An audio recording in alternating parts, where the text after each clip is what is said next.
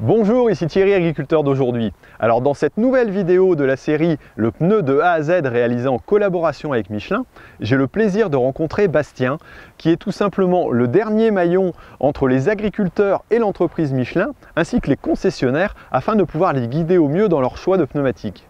Il va nous expliquer aussi l'évolution du pneumatique en agriculture et comment Michelin a développé des techniques pour le télégonflage. Allez, on regarde ça. Bonjour Bastien. Bonjour. Alors tu es responsable de compte secteur donc, au sein de chez Michelin. Est-ce que tu pourrais exactement m'expliquer en quoi consiste ta profession? Donc en fait, responsable de compte secteur, derrière ce terme, il se cache en fait deux missions principales. La première, c'est l'accompagnement en fait de nos distributeurs pour faire en sorte qu'ils soient capables en fait de proposer le bon produit à l'agriculteur et aussi également le service qui découle autour de l'activité agricole. Et la deuxième chose, c'est aussi accompagner les agriculteurs dans leur choix. Donc 50% du reste du temps, on va voir les agriculteurs pour faire du suivi, du conseil, de la préconisation. Donc en fait, le bon pneu par rapport à l'usage, par rapport aux outils et également aussi la partie service après-vente. Voilà. D'accord, donc tu es l'interlocuteur le plus proche des agriculteurs de l'entreprise Michelin, quoi. Donc ton rôle consiste à quoi? Essayer de comprendre les besoins des agriculteurs et les guider au mieux dans leurs usages. Oui. Est-ce qu'il y a aussi éventuellement les écouter pour savoir s'il faut développer des produits qui correspondent à leurs demandes? Effectivement, en fait aujourd'hui on se rend compte que ces dernières années il suffit de voir les tracteurs, les outils qu'il y a dans les cours de ferme et ça évolue très vite, notamment en France mais aussi partout dans le monde. Donc en fait aujourd'hui on se rend compte qu'au niveau du pneumatique, que ce soit pour la transmission de puissance, pour le respect des sols, pour aussi toute la partie retour sur investissement en termes d'économie, de rendement agronomique, etc. Le pneu a un vrai rôle à jouer et aujourd'hui la plupart des gens en ont conscience, ou en tout cas on essaye de leur faire prendre conscience de l'importance du pneumatique par rapport à leurs engins agricoles. Donc on est là pour conseiller le bon pneu pour un usage, plusieurs usages et par rapport à leurs engins. Donc par rapport aux besoins des agriculteurs, alors est-ce que vous avez une gamme qui, j'allais dire, correspond aussi à leurs attentes? Est-ce qu'elle est sans cesse en évolution et comment, j'allais dire, vous arrivez à répondre aux demandes? En fait, aujourd'hui, on a trois marques au sein du groupe Michelin. On a Michelin, Kléber et Taurus. Et avec ces trois marques, en fait, on a un panel de dimensions, de profils, de technologies qui permet de répondre à toutes les attentes. Ça va de l'agriculteur qui veut avoir des pneus étroits pour faire du traitement, à celui qui veut des pneus robustes sur sa benne, à celui qui veut travailler en basse pression pour respecter ses sols, et à celui aussi qui a un tracteur qui va faire 100 heures par an, pour finalement des usages assez simples où là effectivement on comprend que le client cherche un bon rapport qualité-prix et là par exemple on va être sur la marque Taurus. Donc l'idée c'est de répondre à toutes les attentes et les besoins techniques mais aussi les budgets. D'accord, donc c'est vraiment répondre à l'attente et aux évolutions. Alors est-ce que depuis que tu es chez Michelin, tu as vu des évolutions intéressantes et tu vois déjà des progrès des agriculteurs par rapport à leurs demandes et puis des offres qui, j'allais dire, progressent aussi en fonction des demandes? Bien sûr. En fait, je cite souvent un exemple d'un collègue qui est parti à la retraite maintenant il y a 2 ans. Et effectivement, ce collègue est parti à la retraite en me disant à l'époque quand le 2842, donc un pneu qui se monte sur des tracteurs de jusqu'à 200 chevaux maximum, et encore plutôt 160 chevaux, on pensait avoir sorti le plus grand pneu. Et aujourd'hui, il était parti à la retraite et on sortait un pneu qui fait 2,35 m pour des tracteurs jusqu'à 500 chevaux. Donc on se rend compte que les puissances ont évolué, le poids des tracteurs ont évolué et aussi les usages. On ne demande pas les mêmes choses, donc forcément on est obligé de développer des gammes qui répondent à ces usages-là. Donc on a la chance d'être le leader en termes d'innovation technologique et de pouvoir à chaque fois constater sur le terrain, via nous, du coup les responsables locaux, de voir ce qui se passe, quelles sont les attentes des agriculteurs, quels sont les usages et développer au fur et à mesure des pneumatiques qui répondent vraiment en fait à l'usage. D'accord. Quelles sont les dernières innovations qui sont arrivées là chez Michelin? Alors l'innovation majeure, si je retrace un peu et que je fais un historique, il y a eu dans les années 60 le pneu radial. Donc c'est la structure du pneu en fait radial qui permet d'avoir une meilleure traction, une meilleure surface d'empreinte. Jusqu'alors on était sur des pneus diagonaux. Donc ça a été la première évolution. Et puis après dans les années 2000, Michelin a inventé le basse pression. Alors le vrai basse pression en fait c'est des pneus qui sont aujourd'hui en fait normés IF et VF, qui permettent de porter des charges à des pressions plus faibles à contrario d'un pneu standard. Et donc ça a été vraiment une innovation majeure de chez Michelin. On a d'ailleurs une technologie qui est brevetée, qui s'appelle la technologie Michelin Ultraflex, qui permet en fait de porter des charges à plus basse pression, donc d'améliorer la traction. En fait, on permet l'avantage de cette technologie, c'est vraiment d'allonger la surface d'empreinte au sol. Et ça a plusieurs avantages. Donc la transmission de puissance, le respect des sols, parce qu'on finalement on diminue notre rapport poids au centimètre carré au sol. Donc forcément, on va avoir une amélioration en termes de respect des sols, mais même au niveau du carburant, en réduisant le taux de patinage et en améliorant la traction. Donc ça, c'est vraiment les premières innovations de carcasse et on a été leader et on reste leader sur ces innovations-là. Et ensuite, la nouvelle innovation de rupture qu'on a mis en place, c'est la technologie Michelin EvoBib. Donc c'est un pneu évolutif qui est également en carcasse Ultraflex, donc des carcasses basse pression.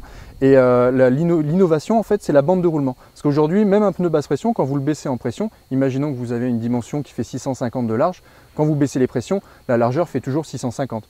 Par contre, avec cette technologie-là, on a un système de charnière au niveau des épaules qui permet en fait aux pneumatiques de s'élargir sur les côtés grâce à ce système de charnière et à la baisse des pressions. Alors c'est un pneu qui est utilisé avec le télégonflage puisque c'est la pression qui va faire varier en fait la bande de roulement.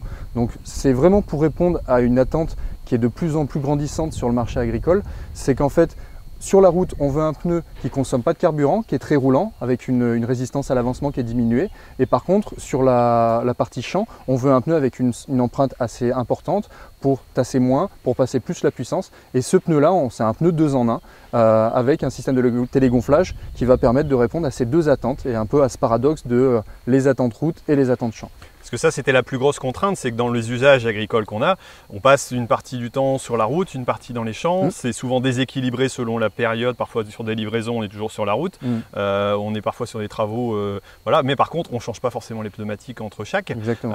Donc là, a priori, ça paraît être la réponse qui peut répondre aux deux attentes. Exactement. Ce système-là a d'ailleurs été primé au Salon de l'Agriculture, si je ne me trompe pas. Effectivement, ouais. Comme une innovation. On a eu une médaille d'or en fait au CIMA maintenant il y a 1 an, justement pour l'innovation technologique. D'accord. Et donc par contre, pour cet usage-là, soit il faut pouvoir dégonfler, regonfler les pneus, voilà, mais c'est plutôt quand même priorisé sur du télégonflage, quoi. Exactement, c'est un pneu qui est compatible télégonflage et qui prend tout son sens avec l'utilisation d'un télégonflage. Aujourd'hui, le télégonflage est en train de se démocratiser et a énormément de sens, notamment sur les tracteurs forte puissance, donc 200-250 chevaux et plus.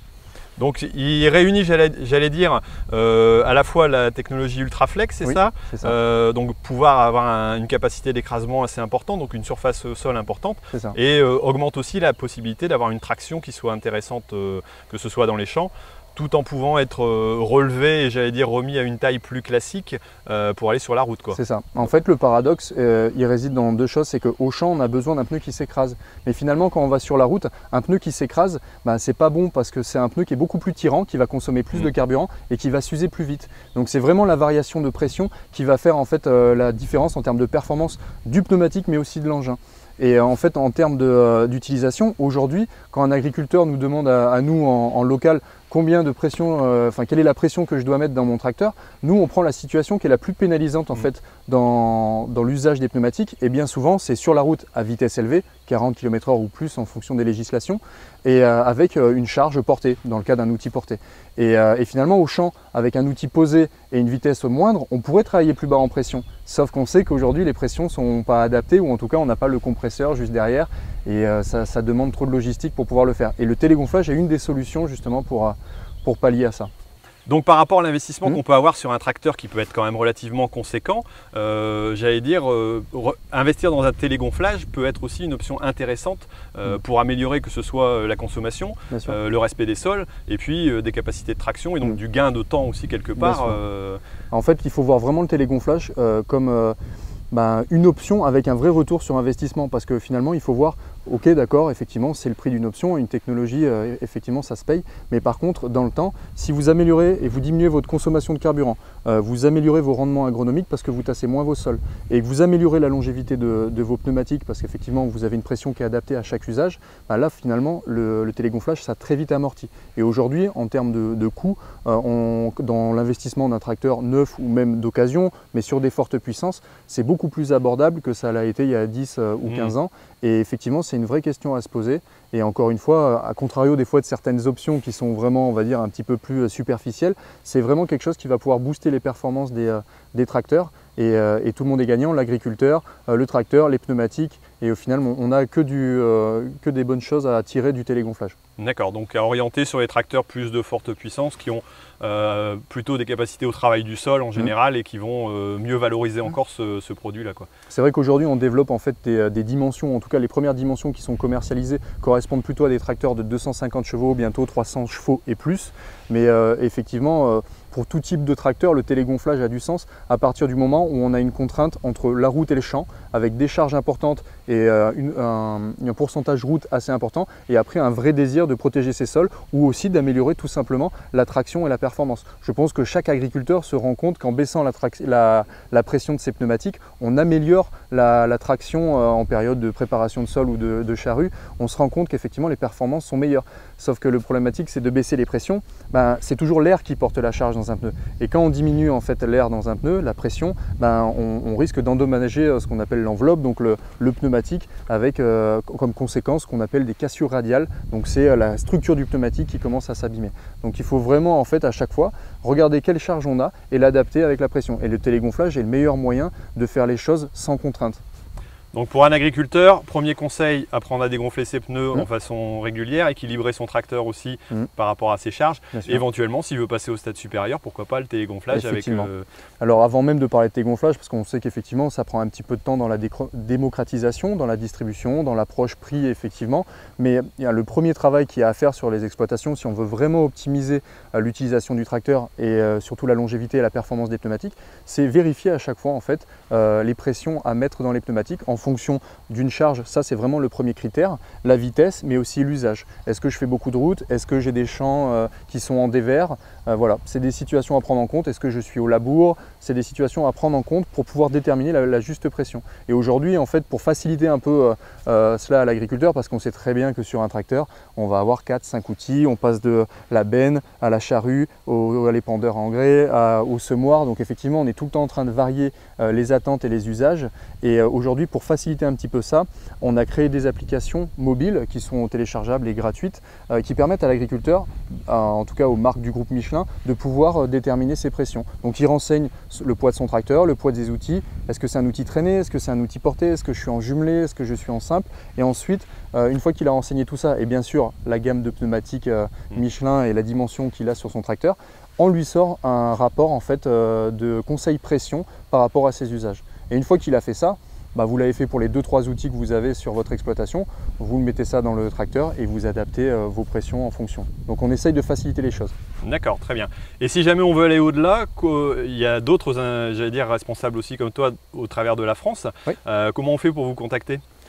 Pour nous contacter, c'est assez simple. Tous les revendeurs pneumatiques sur toute la France ont les coordonnées d'un responsable local Michelin. Aujourd'hui, c'est vraiment une vraie force du groupe Michelin, c'est notre présence en fait chez les agriculteurs. On est 17 en France présents chez les agriculteurs. Et aujourd'hui, il ne faut pas hésiter à solliciter un revendeur en exigeant notre présence ou nos coordonnées pour échanger au téléphone, que ce soit pour des conseils pression, des conseils de monte, mais également aussi, par exemple, sur un investissement d'un tracteur neuf. Je ne sais pas quelle monte prendre. Mon concessionnaire me dit qu'il y a 8 ou 10 options possibles.